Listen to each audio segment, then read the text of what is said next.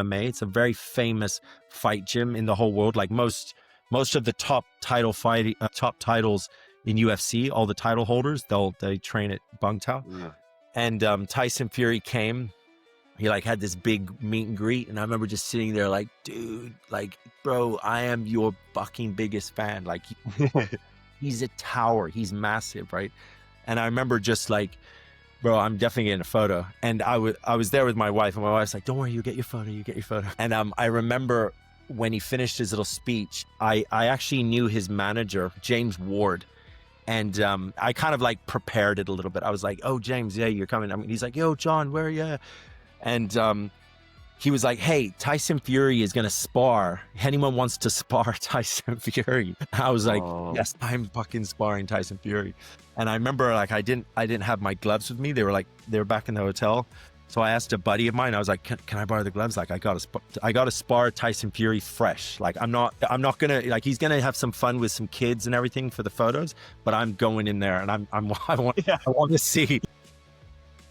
And it was the best. It was absolute, probably the highlight of my life is 3 minutes sparring with, like, in my opinion, one of the greatest heavyweights that have ever walked this planet. He's sparring with him. It was so cool. Like, can you imagine? You're like, this dude has been my hero. Like, I have his Gypsy King crown on my chest. And, you know, when you see him, like, dude, and he's such an absolute amazing person. He's so kind.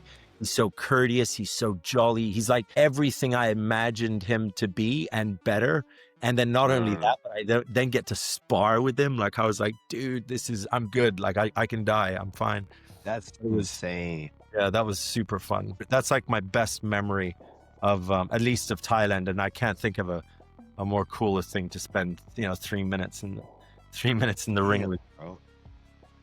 Yeah, that's awesome. The heavyweight division is now, because the Usyk's now the top. So now all the belts are back in Ukraine, and I love you. I love you, Ukraine boxing. Every coach that has ever coached me has always been from Ukraine.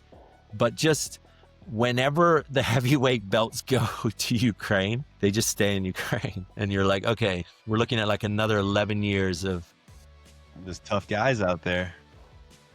Like I don't think there is a heavyweight boxer, at least in the rankings, that is going to be the next champion. Like we have a long way to wait, a long time before we get a new champion. Usyk is no one could touch him. I think even if you took like 10% of his skill away, you still couldn't touch him.